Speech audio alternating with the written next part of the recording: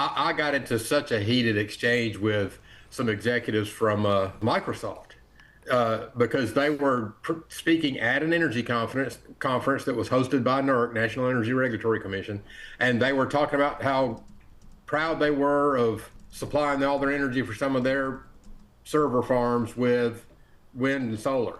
And I went to the microphone, they had audience comments and talked about the intermittency and what they were vulnerable to. And boy, you would have thought I pooped in the punch bowl. They almost ran me out of the conference. Coal is such a great resource. We sit on, here in Kentucky, where you're talking to me from, we're sitting on the richest coal reserves in the world. And we're not even mining it anything like we were even 15 years ago. We're laying it on the altar of sacrifice to the green movement. Let's go.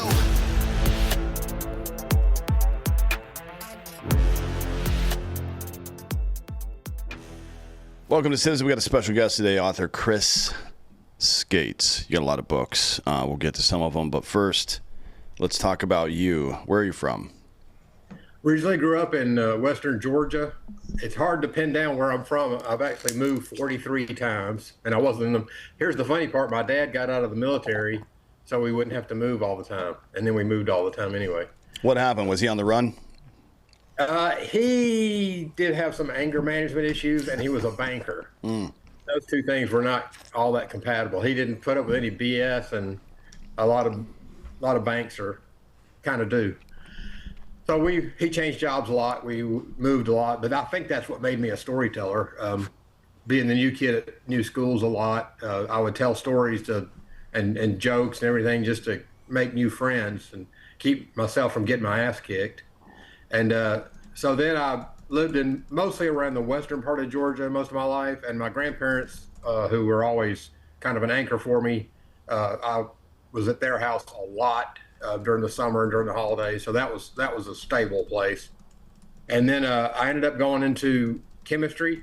Even though I wanted to be a writer, I thought I wouldn't be able to get a job, so I majored in chemistry, and I became a chemist in nuclear and coal-fired power plants for 30 years. But kept writing, and eventually wrote my way to the governor's office in Kentucky. I was a speechwriter for Governor Matt Bevin and a communications advisor. And then I wore another hat, energy advisor. And that energy advisor hat led to me working with the Secretary of Energy for Trump 45. And ultimately got hired there and appointed as senior energy advisor in the Trump administration. And did that, actually stayed on for 6 months through the Biden administration. That's a long story, but it wasn't my ideal scenario, but it was a job. And I was actually battling leukemia at that time, so I needed my health insurance.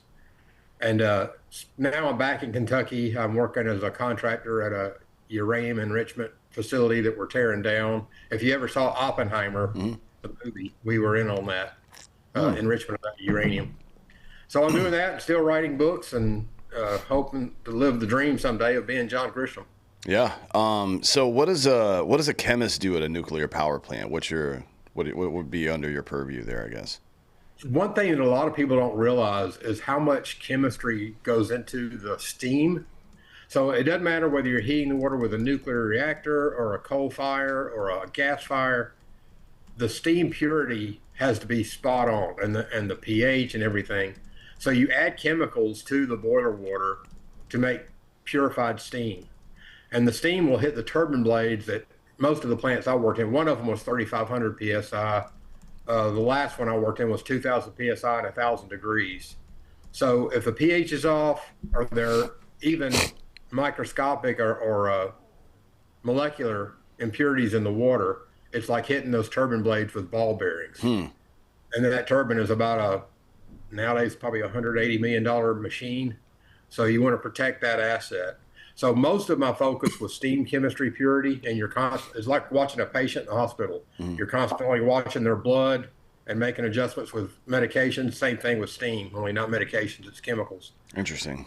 So you got to make pure water. So I ran a water treatment plant, 10 million gallons a month. And then, of course, there's the environmental chemistry to keep the environment from being polluted. Sure. Why do you think, I guess it's starting to come around now. There are some people who are smart on this issue who are starting to push back like Alex Epstein, people like that, who are really smart on these things. But why do you think nuclear got such a bad rap? Because it's literally the cleanest form of energy that we can produce. Yeah, interesting. You mentioned Alex. I met Alex years ago. I was on that. I was on the same mission he was on. He was a little bit more effective at getting himself out there than I was. But because of 3 Mile Island, 3 Mile Island changed everything, and we overreacted to it, of course, as government tends to do, and we regulated ourselves so stringently that uh, we kind of made it not economically viable to build a plant like that. Now, there's another part to it, and that is the industry was learning. Almost every nuclear plant, even the ones that are in operation now, certainly the one that I worked at in the United States, was different than the next one because they were learning, they were changing designs, they were trying to do things better. So you had to have almost a dedicated crew at every plant to operate those reactors. And that you couldn't, it was more difficult to go from plant to plant. And so now the newer designs, I really am a big fan of small modular reactors, which you're probably familiar with. Yes. A cookie design, build the same reactor in every city. You know exactly what the safeguards are, make it in fail safe, intrinsically safe, which we didn't do as good a job of as we should have earlier. But when you think about it, we've got plants right now that have been running. The plant where I was, and I hired in there in 1986, it's still running and has been reliable power for 40 years. So a lot of them are still good plants, but we can make the new ones even better. Yeah, my position is, or has been lately, that we need to build like 50 full-scale nuclear reactors within the next 15 years or so to stay competitive when it comes to AI and quantum computing, and then just the energy needs in general. I mean, economists know this, energy experts know this, statecraft people know this, that there's a direct line between energy output and economic growth. This is like saying 1 + 1 is 2. So it's very odd to me what's happened over the last 20 years or so is this like weird green energy cult, which is not, by the way, it's not green in any meaningful way. It's the exactly. Stuff you got to pull out of the ground, and the pollutant waste that comes out of that is far worse than any nuclear reactor meltdown. I mean, it's way worse than that. But it is, and we've seen the risk too. I mean, just over the last 15 years, we've seen what Germany's done. They went from having 6 nuclear reactors to 5. They're talking about closing their last one now. They just closed some coal plants over there. And the end result of that was that they became dependent on Russian oil. And without Germany giving up its own energy independence, I don't think Russia's got the capital to launch that war in Ukraine, frankly, because their economy was struggling pretty badly. Nord Stream 2 for sure doesn't get built if that doesn't happen. So, there's not just domestic issues that arise from this, but there's also foreign policy implications. And, it's certainly there's financial motivation from people in different energy sectors that are trying to demonize nuclear while they do this other stuff and get government subsidies for it, like Solyndra, billions of dollars. But still, the rational mind has to rebel at this. Like, you can see all the ones and zeros on the paper, and it does not add up. Yeah, you're preaching to the choir here. I started really beating that drum, and keep in mind, at the time, I was just a lab technician. Well, no, by then I was a supervisor of the lab at a power plant. But I went to an EPA Region 5 meeting, and the voice and the tone of the EPA changed so much from when I hired into the energy industry in '86 into the Obama administration. They got openly hostile to us. So in this EPA Region 5 meeting, there were representatives from 25 power plants there. They talked to us like dogs. And they were telling us about another regulation we were going to have to meet that was so absurd on its face, such overkill, that my mind was blown. This was 2008. We were on the way back from that meeting, me and another environmental engineer, and I told him, I said, we cannot be this stupid as a country. I said, to keep putting it, I called it, even back then, it was the death by 1,000 green cuts. Regulation on top of regulation on top of regulation, all of which were costing the plants money. And I said, there has got to be something sinister behind these stupid regulations coming out in such volume. And I told him that day, I said, I'm going to write a book and I'm going to make it fiction so I can say what I want to say. And I'm going to show what I think is behind the environmental movement. And the book ended up not selling terribly well. I got it published, and I actually got invited onto the Rush Limbaugh program. And then I'll get the book in a minute. It's on the shelf behind me. But my publisher went bankrupt. So I ended up getting 5,000 copies of the book as a settlement that I stuck in my garage and sold every one of them out of the trunk of my car. But the interesting thing about the book is a couple of copies made their way to Washington, D.C., and that book was indirectly responsible for me getting appointed to Governor Bevin's administration and the Trump administration. And I would like to go back. I've actually applied again this time because I have been at my own dime doing pretty much the same thing Alex Epstein's done, traveling all over the country saying we have got to get more power plants built and stop shutting them down for these stupid green agendas. And I've also been trying to demonstrate the power of the green movement. One thing I learned, though, when I got to D.C. and when I was in the state capitol also, and I emphasized this a little bit in my book, but probably not enough. I couldn't understand when I was a grunt out there making electricity and working in operations and power plants, I couldn't understand why our upper management weren't fighting harder against the environmental groups. And I finally learned they were in on it. The environmental groups had such deep pockets. They were paying these guys. One of them, and I won't mention his name, left a very major utility, took retirement from the utility, and then took a $2 million a year job with Greenpeace.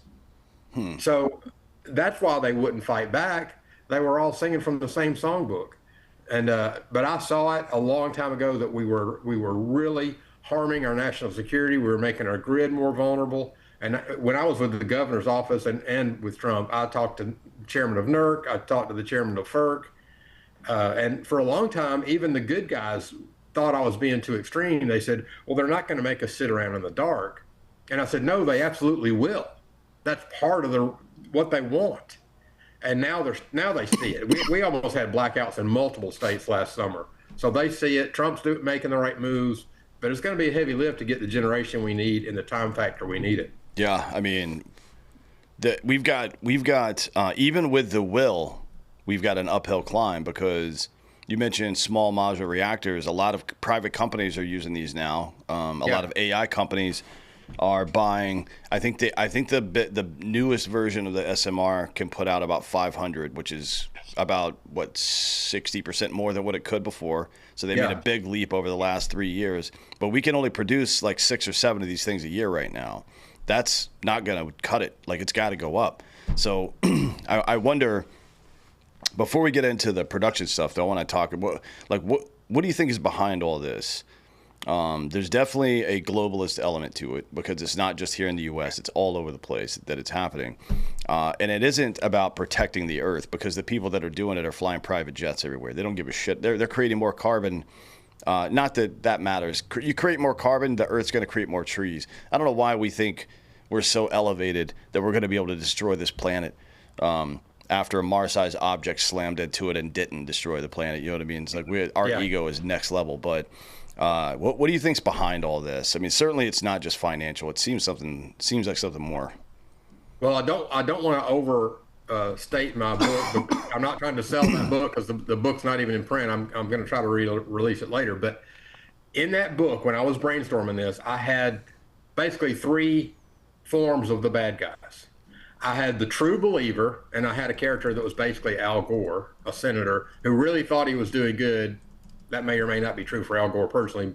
But then you've got the just total leftist ex-hippie, which was like a Hillary Clinton type character, who was in on the foundation of Earth Day and all that stuff. But then I had international interests, and their primary motivation was they don't even believe the words that are coming out of their own mouth about environmental concerns. They want to weaken the United States electrical grid and weaken our ability to produce because they can't compete with us. So in my book, my scenario was they were funneling money into the green groups. The green groups used to just survive on donations from their membership, and they were small players. I'm talking about in the late 60s, early 70s. All of a sudden, they got to be some of the most wealthy lobbying firms in the world. And it was because they were pumped up with international money. That was a theory when I wrote the book, but the more I got involved in it, the more I got in government, I saw it with my own eyes. So you've got China, North Korea, making donations through various organizations that sound harmless and sound patriotic to these green groups and making them extremely powerful. Then, of course, you know how the rest of it works. They buy off politicians, they buy off executives of even fossil companies, and of course, not all of them. A lot of them are on the right side, but it's enough to. They almost put us into a blackout mode across the country in the last couple of years. They almost succeeded. Trump, I think, is onto them, but it's like the Titanic. It was really moving rapidly in one direction. Our power generation fleet across the country, and it's going to take a while to turn that ship. Well, there's been a number of blackouts in this country's history. Some of them were like there was the big Northeast blackout back in the 60s, but there was another one relatively recently. I think it was in 2003. Is that right? Yeah, that's right. Yeah, I was working. We were working 24 hours a day during that time because we were trying to get power. We were online, but they needed our power more than ever. So the people in the industry were all talking about it. And yeah, that 2003 blackout, and I can tell you also about the 2016 Texas blackout. But the 2003 blackout started with one substation, but then you got a domino effect. The substation created a choke on power going out. That tripped a plant. That created more strain on their part of the grid, and it started backing up, and just one thing failed after another. And I'm just guessing here. I've looked into it a lot, but I can't remember. I think it was about 10 or 12 states and a chunk of Canada were totally without power. It was 8 states and some Canada, yeah, and it was like 50 million people. Yeah. Which is, I mean, come on, man, it's a sixth of the country. Right. And then Texas, as conservative a state as it is, they let the bad guys talk to them and or convince them that they could really rely on natural gas turbines, wind, and solar. Well, Texas has got a lot of sun and a lot of wind, but when they had a huge winter snowstorm and part of the polar vortex, the solar panels were covered with snow, the windmills froze, and some of the valves that were supplying the natural gas, this is why I'm such a big fan of coal, some of the valves that were supplying the natural gas froze shut. So they lost enough power that they ended up killing 200 people, froze to death in Texas. And this was like 2016, 2015. I wrote a couple of articles about it at the time. Yeah, we had another one in 21, big freeze here, and ERCOT, the public utility company here. Are you in Texas? Yeah, I'm in Austin, yeah. Oh, okay, yeah, so you know what I'm talking about. Yeah, so we were given 10 years and billions of dollars to fix this grid because it overloads a lot, mostly in the summertime, actually, but in the wintertime as well. Once every, like... We've had 2 in the last 10 years, but usually it's like once every 10 or 15 years, something like that will happen. Yeah. But they're never ready for it. I mean, they always just take the money and divvy it up some other way and not actually fix into the infrastructure, which is common of government, I suppose. But so I wrote my master's thesis on this, on an energy, like a nationwide energy blackout, and what the result would be. Oh, wow. I'd love to do that. Yeah. So I was on the security side of it, but in security we call it defense in depth, or the more common phrase is redundancy, right? You mentioned coal and natural gas. Like, certainly we need a good, like, and we have some old equipment running out there, but it actually is to our benefit, to be honest. But I'll get back to that in a sec. It's great to have a single source that can provide all the energy you need. It's dumb to rely on it, right? I mean, it's you don't ever put all your eggs in one basket, and especially with the security environment that the U.S. is in.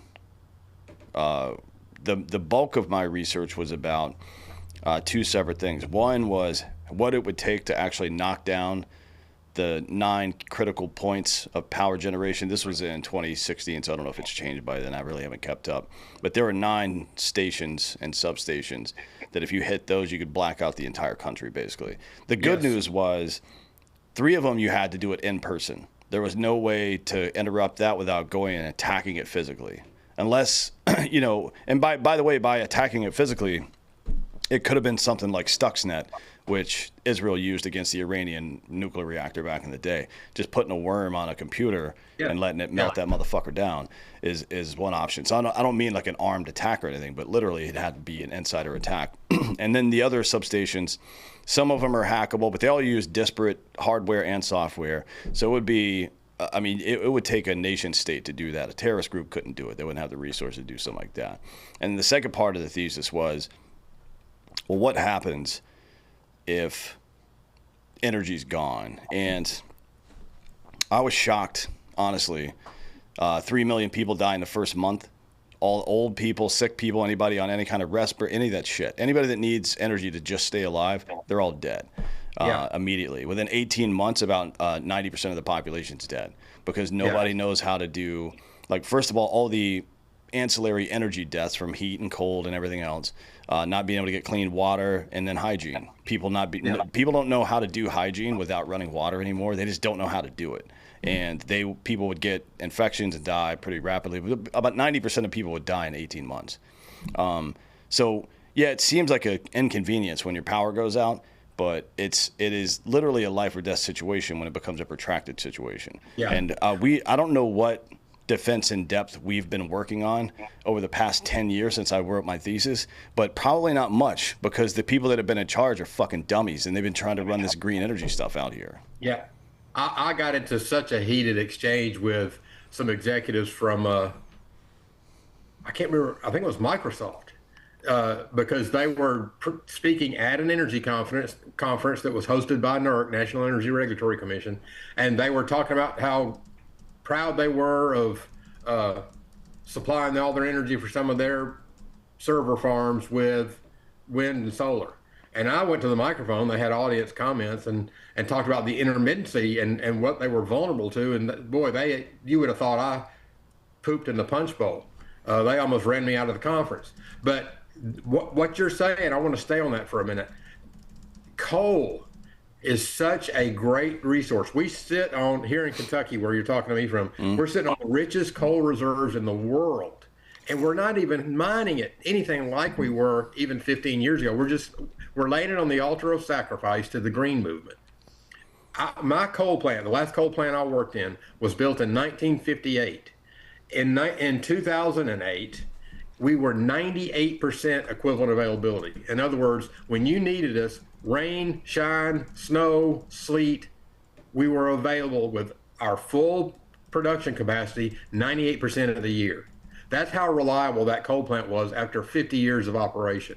The other thing about coal is, on a natural gas turbine, you've got real-time supply of fuel. You've got to constantly have that natural gas flowing into that turbine. If you have something like you guys had there in Texas, where your valves freeze shut, or you do a maintenance outage on one of them, and then a polar vortex hits, your fuel is not available. At a coal plant, you've got a big honking pile of coal. I had 100 days of fuel sitting there on my site. If terrorists had hit it with a missile, I would have still had 100 days of fuel. I would have just had to scoop it up with a bulldozer. So you've got that reliable fuel source right there. And we operated in every kind of weather condition you can imagine. Now, it wasn't always easy. Coal can get moisture in it and freeze, and we were out there beating coal lines with sledgehammers at times, but we were available 98% of the time after 50 years of operation. So we really need to rethink our approach to coal plants, and we really need to revisit this absurd man-caused climate change hysteria that has caused us to shut down, I think, around 10,000 gigawatts of coal over the last 10 years. 10,000? Yeah. The hell? That's 20 SMRs worth of energy. What the fuck? Oh, my God. The plant that I just told you about, not only was it shut down in 2021, they spiked it. They did some stuff to it where you could never operate it again. Okay. Now, do these people know what CO2 fertilization is? Like, like you're a chemist, you know what it is. But Yeah, I know what it is. like Yeah. certainly they know that if we burn carbon and carbon goes into the atmosphere, then plants eat more carbon, right? Yeah, there's several scientific, I don't want to say a lot, there's several very good peer-reviewed scientific studies that show when you increase the CO2 in the environment, you get significant increases in agricultural production. Yeah, so I guess the solution would be to rapidly increase coal production and then burn it at a rate that we can measure to see how much it's affecting. I mean, certainly, for the sake of argument, if you were putting a shitload of coal burning plants around a city with not a lot of foliage, that might not be the best idea, technically speaking, because it's just gonna drift atmospherically. It's gonna drift more, right? But Yeah. if you do it in places that are not that have like Austin, we've got a green belt. I think most cities in the United States actually do a pretty good job of preserving some green area around the major metropolitan areas. So Yeah. it doesn't seem like it would be that big of a problem to get this done, to be frank. No, it's very doable. And I love when Trump says beautiful, clean coal. We can burn coal in a clean way.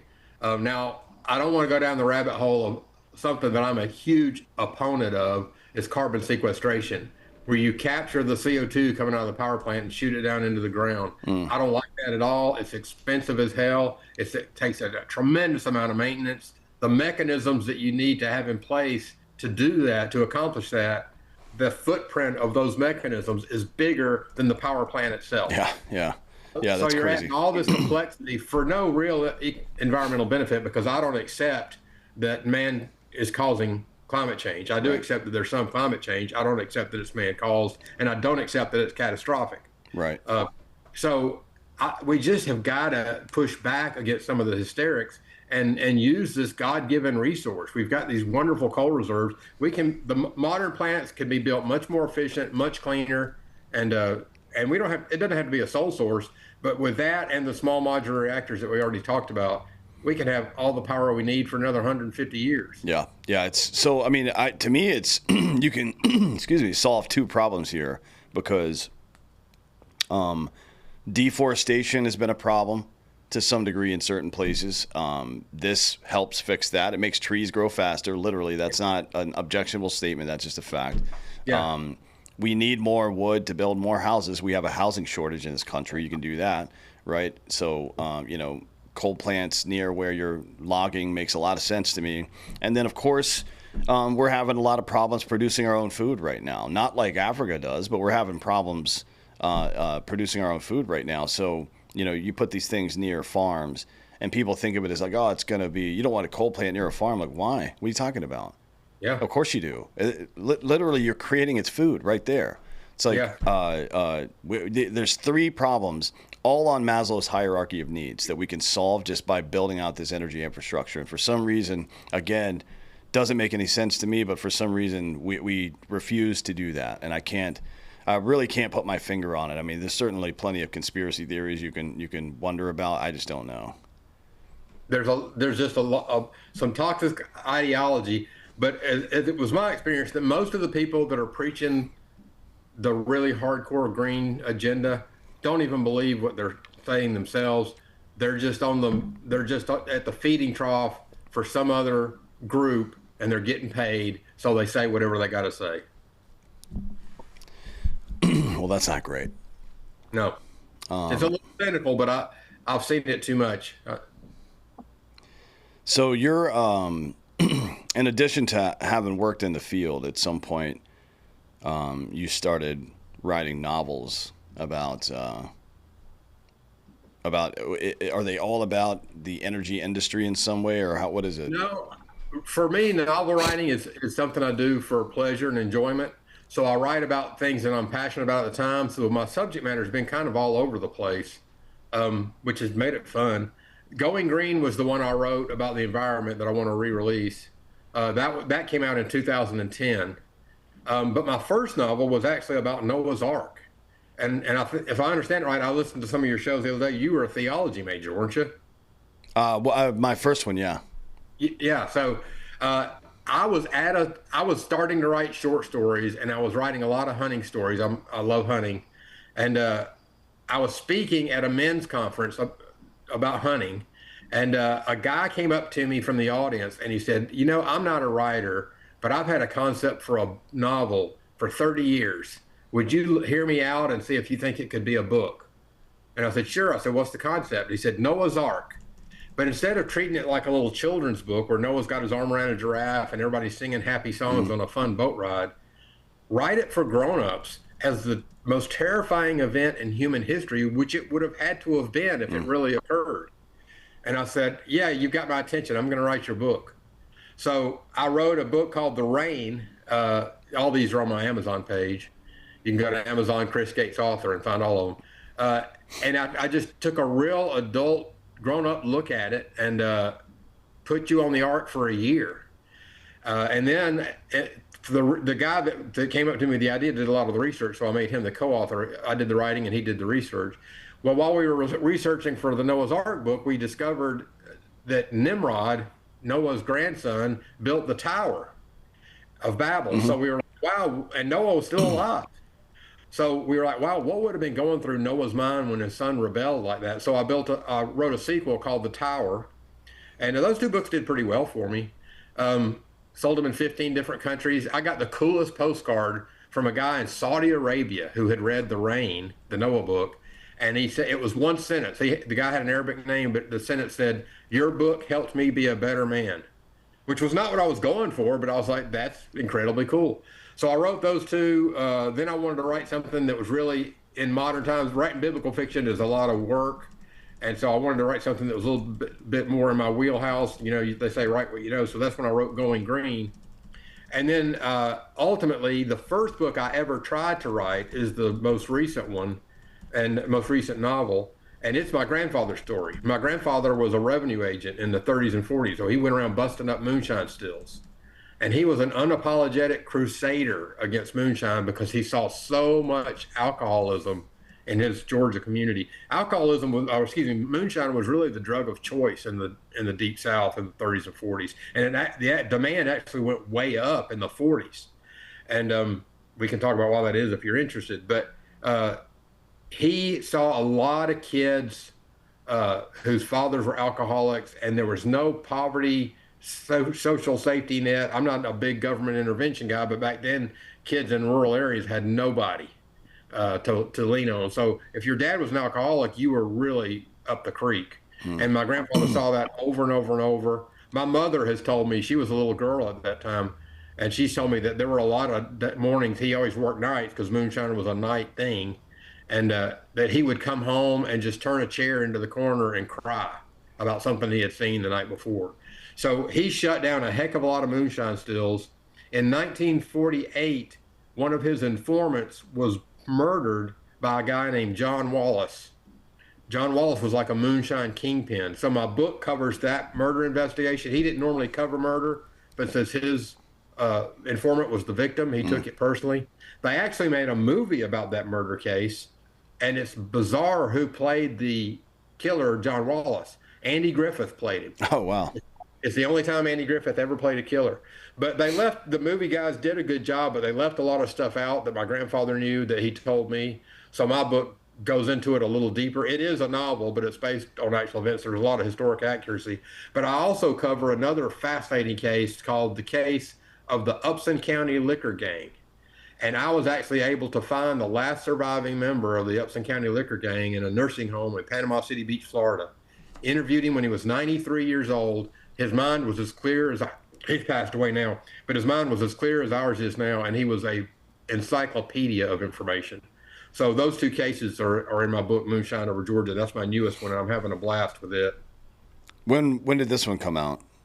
I finally got it published in 2023. I had trouble getting people to publish it because they were like, it's too regional, it's southern, blah, blah, blah. And I was like, you guys don't get it. The legal moonshine is hugely popular right now. There's a show called Moonshiners that's fairly entertaining on one of the streaming networks.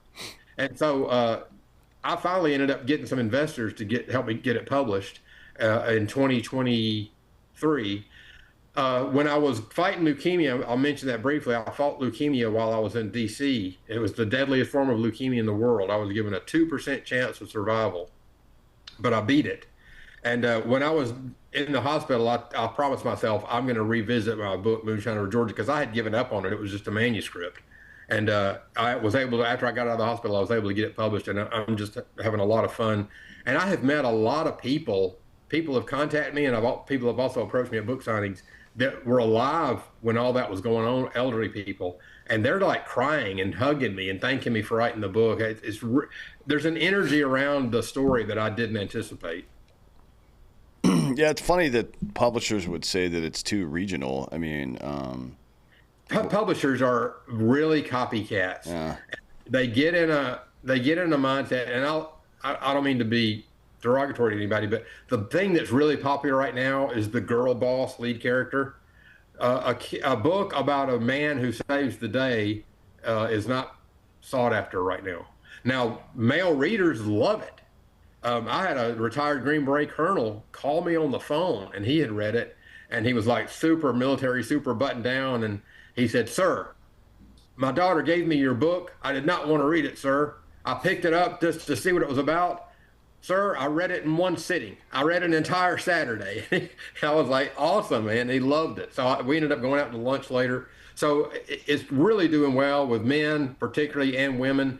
Women like it because my grandfather was a man of virtue. He really cared about kids in his community, and for a salary of $2,400 a year, he risked his life every night to shut down moonshine sales, and he was damn good at it. Yeah, the idea that something regional wouldn't be globally popular. I mean, certainly we're in different times now, but you could say that To Kill a Mockingbird is a pretty regional book. Yeah. You know what I mean? I mean, it's about a very specific place and time in the world. Can you see this cover? Is that coming through? Yeah, I can see it. That artwork. So that's a barn. That's my grandfather's car. The moon's there. The book starts with when the movie Murder in Coweta County came out. I was at my grandfather's house watching. It was a made-for-TV movie. So I'm thrilled because I'm going to see if my grandfather's going to be in the movie. He wasn't. He was in the book the movie was based on, but he wasn't in the movie. And he comes in the room and he kind of smacks me on the shoulder and he said, "Boy, what are you watching that crap for?" And I said, "Man, this is a great story. You might be in this." He said, "Oh, them Hollywood people don't know nothing." He said, "When that movie's over, you come back to my room." So I went back to his room, and he had a green metal strongbox, which I've got sitting here on my writing desk right now. And he opened it up and he took out a note. The killer's name was John Wallace, and Andy Griffith played him in the movie. Johnny Cash actually played the sheriff. So he takes out this note and he showed it to me, and it said, "Agent Miller, it is urgent that we speak. Meet me at my barn at midnight. Come alone. Signed, John Wallace." So my grandfather and the killer had this midnight meeting a year before the murder took place, and that's how my story starts. My grandfather is the only law officer that John Wallace wrote about in letters to try to get pardoned while he was on death row. So they had a very love-hate relationship, mostly hate, but he knew my grandfather was after him. He knew my grandfather was good, and he wanted to meet with him, and I won't get into why he wanted to meet with him, but that's how the story starts. It's a fascinating story. The real-life people were so darn interesting, it made it easy for me as a novelist. It seems like this would be something that you could probably get optioned into a series or a movie, to be honest, considering... I would love that. I actually sent a copy to Matthew McConaughey. Whether he ever got it or not, I don't know. Yeah, I mean, technically there's IP already because of the murder in Coweta County that Cash and Griffith were in before. Hollywood likes that. They like something that's already been on screen before for whatever reason. It turns out Matthew McConaughey, and I think he lives in your community, but he's friends with the guys at Wild Turkey. And I lived right down the road from Wild Turkey.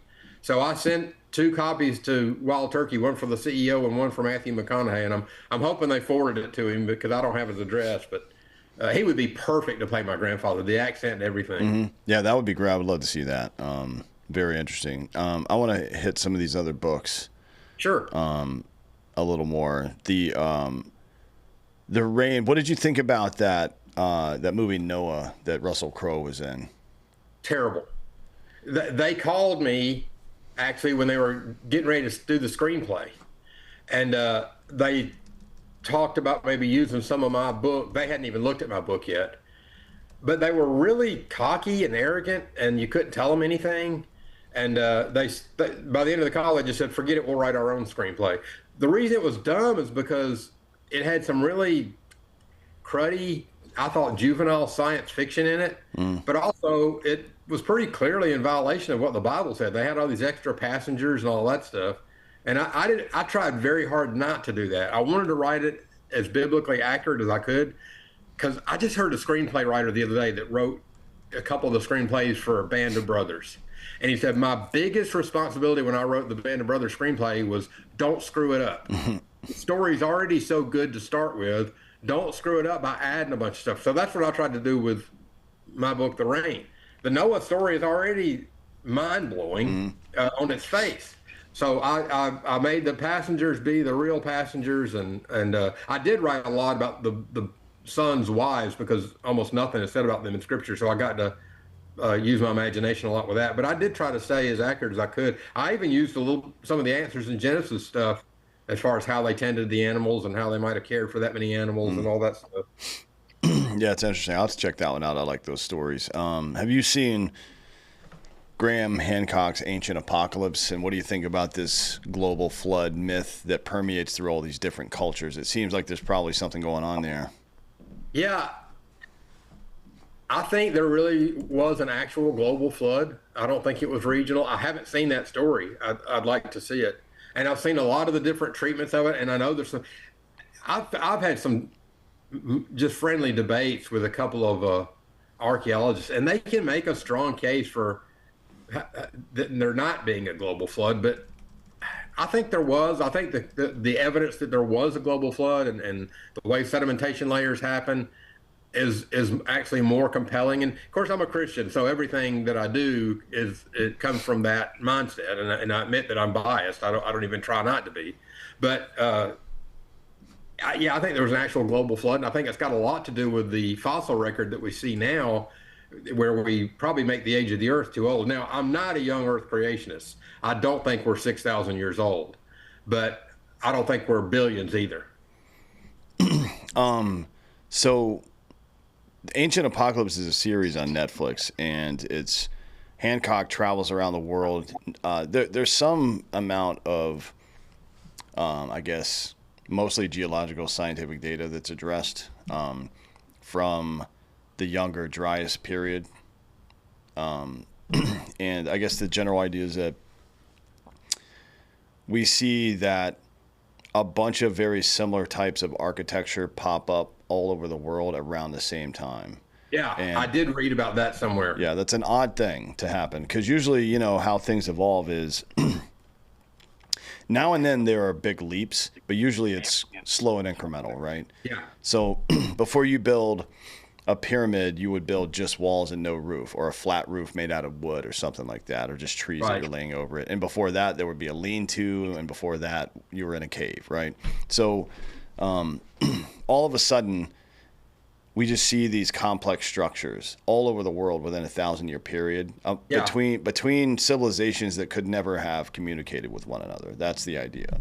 So it's a really interesting look. I don't know how accurate any of it is, but it is very interesting. And there's some cultural stuff like that too. I got to watch that. And the other thing, and you can correct me if I'm remembering this wrong, because it's been a long time since I researched the rain, but it seems like the fossil record, as you dig through the layers, it's like no life, no life, no life, no life. Everything was there. Mm-hmm. And so it's almost as if someone said, "Let there be light, let there be life." And there's just a lot of things that, to me, support the biblical record in a more compelling way than support the Darwinist record. Well, I mean, so we have been, the timelines for all that stuff over the past, 2018, so 7 years, have been completely upended. Like, we found early human skeletal remains in the Americas, like thousands of years before we thought they would be here. We found human remains that were 30,000 years older than we thought in Africa, stuff like that. So we really don't know anything, to be honest. We're just kind of guessing. Right. But it is interesting. Like, it's, I think when you're talking about origins and stuff like that, it's more not more, but it's as much of an art as it is a science at this point, because we just don't know. So you're using a lot of your intuition and creativity to kind of fill in the blanks, which is fine. But becoming a radical about that when you know that you're filling in the blanks doesn't make a lot of sense to me. Exactly. I'm not super dogmatic because I know I don't know, but I kind of lean toward going back to my beliefs. I certainly haven't seen anything that's so scientifically compelling that I feel like I need to throw scripture out the window. Yeah, I mean, I think about the way we write. We write in prose. You know, Jesus communicated Parables. in parables. So it's like if you track back human civilization and how we've communicated, it started with an old dude sitting around a campfire telling stories about our ancestors to everybody, and then we moved that indoors at some point. Yeah. You know, and those two periods lasted for what, 30,000 years, probably something like that, based on kind of what we know right now. And then, you know, artificial light, and we're in a drawing room drinking and having that conversation, and then 200-300 years after that, we've got radio, and we're sitting around the radio listening to that. And then we had TV, and we're sitting around the TV once a week or once a night watching that. And then now we've got this internet. Our brains are definitely not evolved for any of this nonsense. So it is interesting to think about, because you can see now, even at the top level of our theoretical science, physics and well, all of cosmology really, but especially physics. And then of course what we're talking about now with, I guess you could call it paleontology maybe. We've filled in a lot of the gaps with stuff. So we know we're doing it in real time right now. So I think if you look back at people writing the Bible, they're writing it from their perspective. You know what I mean? You got to take that into account. Yeah, sure. And I don't dispute that. I don't have any problem with it. And I don't think even that, I think God used that as a good thing. But I want to touch on what you said just now about, because you said that in the podcast episode of yours I listened to a couple of days ago. I really found that compelling. You were talking with a guest who had an app about filtering through religions, I think it was. Yeah, Chris Ayub, the religion business. Yeah. And you were talking about the amount of input we have right now. It's clouding everything. Mm-hmm. And I've always thought, I look at things that the founding fathers wrote. They were so much deeper thinkers than we are today. Mm-hmm. And I think it's because they had so much more quiet than we do. They had time to really deeply ponder issues. And by the same token, my book about Noah, The Rain, I have Noah in there as a consummate historian and storyteller, because we believe, me and my co-author believe, that most of the history at the time was oral. Mm-hmm. So one of my first chapters in my book, I have Noah sit the family down while they're still building the ark and give them an oral history of all the way back to Adam and Eve. And I do it in one chapter. I mean, that's kind of what the first book of John is, to be honest. It's like the ancestry from David to Jesus, but just an oral tradition. Exactly. And so I think the people back then were walking historians. I think they were great storytellers. And they had so much more time to focus and concentrate on what they were doing because they weren't constantly clouded with screen time. Mm-hmm. Yeah, that's your brain needs that for sure. And you kind of have to train yourself to do it too, because it's so instinctual to reach for your computer or your phone when you have a question. But I think, and look, you're not going to, modern life is faster, but I would encourage people to find opportunities for delayed gratification for that specifically, because chances are, especially if it's something you're trying to remember, I would say give it at least 10 minutes and try to remember it, and then maybe consult the device. But even that 10-minute gap, your neurons are going to be firing, your brain is going to be more healthy, those neural pathways are going to be more entrenched, and you're going to have a better memory overall. And also mental acuity and elasticity like that helps prevent degenerative diseases like Alzheimer's and whatnot as well. And it's a real challenge for me as an author. When you ask somebody to buy a book, you can be at a book signing, I've been at B. Dalton, whatever. This is just me and my theory here. You're asking them to give up something that they think is the most precious commodity they have, their time. So they'll pay $20 for a cup of Starbucks and not even blink. But to ask them to pay $20 for a book, they're like, oh, I don't have everybody. I hear this thousands of times. I don't have time to read. I don't have time to read. And I always tell them, yes, you do. Put your phone down. The amount of time, screen time you're using every week, and I do it too. I'm no Puritan, but the amount of screen time, if you would cut it in half and read a good book, it will enrich you. And that's why I want to keep writing, because I think there's still a place in our culture for good literature and sitting quietly with a book. I do audio. My Moonshine Over Georgia, I hired an actor to play my grandfather, and it's very entertaining. I want to do an audio book for people that prefer it that way, but I still would rather people read my writing and be quiet with the book and use their imagination and flesh out these characters in their own mind. I think it's good for you. I think good literature has a place for us. Yeah, for sure. And I think it's an important part of developing your brain too, to be honest. Yeah. Even if you are just listening on audiobook, I think it's still better than I do too. Doom scrolling or whatever the hell we do these days. The problem is you're getting you're feeding your input device, but it's not actually getting any food. It's like eating empty calories almost, right? So look at what that does to your body and then map that onto your brain, and you can see what the results should be. It's just not good for anybody. You know what's really interesting from a psychological perspective? This was my first audiobook, and I hope to do some more. I produced and directed, and he did the reading. And he crushed it, by the way. He was great to work with. Gary Barboza was the actor. But when I listened to it, especially after we got the whole thing completed and I listened to it in its entirety, first of all, it was incredibly emotional for me. I felt like I was back with my grandfather. But second of all, sometimes he would say some lines and I could remember exactly where I was when I wrote those and why I was sitting there. And sometimes it was like an out-of-body experience. I was like, how did I come up with that? And then other times, all modesty here, sometimes I was listening and driving, and he would read a paragraph, and I'd be like, "Damn, that's a good paragraph. I nailed that one." That kind of. So it was really a very fun, creative process for me. I've actually listened to the audiobook myself, probably 7 or 8 times. A quick story: my mother, who I told you was a little girl in the story, she was able to read the original manuscript. The first draft manuscript was 2015, so she still had her mental health then.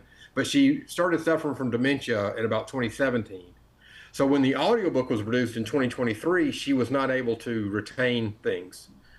And so her nurse that stayed with her played the audiobook for her.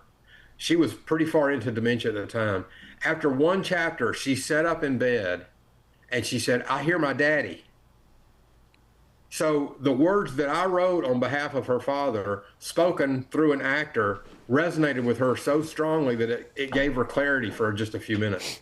And I told my wife that day, if I never sell another copy, it was worth the time I put into this thing for that right there. Yeah, it's like the Notebook, except for it's a murder mystery of your own family. Yeah. That's great. Yeah, I'm glad that happened for you. And when she read the original manuscript before she had dementia, she called me as soon as she finished, and she was very emotional. And she said, "Chris, it's not like you wrote a story about my father. It's like you channeled my father." She said, "You wrote scenes that I was in, that I lived through, and it was like you were in the room with us." So it's very, very gratifying to hear. Yeah, I mean, there's got to be something to that, right? Where a wolf is born and somehow it knows to be a wolf. It knows wolf shit before anybody ever teaches it. I don't know if human beings have that as much, but I think ours is probably, we refer to it as genetic memory, but I think human beings' genetic memory might be more akin to just standard memory instead of physical stuff. Yeah. So yeah, I wouldn't like that. They've written books and video games about this called Assassin's Creed, where your memories are like your ancestors' memories are stored in your DNA somehow. I don't know if they would be full complex memories necessarily, but certainly there's got to be something. That's what instinct is, right? So there's got to be something in there. Yeah. A fascinating part of the writing process of Moonshine Over Georgia was when I started writing, I describe it this way. My grandfather left this world and left me with 5,000 pieces of a 15,000 piece jigsaw puzzle. I was able to collect another 5,000 pieces through archival research and living witness interviews. And then I used fiction to complete the last 5,000 pieces of the picture. So when I wrote the book, I decided to just fictionalize the fact that the murder victim was my grandfather's informant. And so I created this fictional still, and I even went down there. I even camped out in the area because I wanted to be in the woods at night like my grandfather was. And I walked around with a topographical map, and I found a spring called White Sulphur Springs. So I decided to put my fictional still on White Sulphur Springs, where the murder victim, whose name was Wilson Turner, was operating a still on the side that my grandfather would catch him at. And when he caught him, he'd say, "Look, I won't arrest you for this still if you'll inform against your bigger boss, John Wallace," who was played by Andy Griffith. So after I had written the entire manuscript, I became pen pals with another historian in Alabama who was writing a nonfiction book about the same case. And we shared research notes together. And she sent me some transcripts of a trial that my grandfather testified in. And in the testimony from the court reporter, my grandfather says that he did arrest Wilson Turner at a small still, and he did try to get him to be an informant. And the district attorney asked him, "Where was that small still?" And he said, "On White Sulphur Spring." So I wrote it on White Sulphur Spring a year prior to knowing that there really was a still, he really was an informant, and it really was on that spring.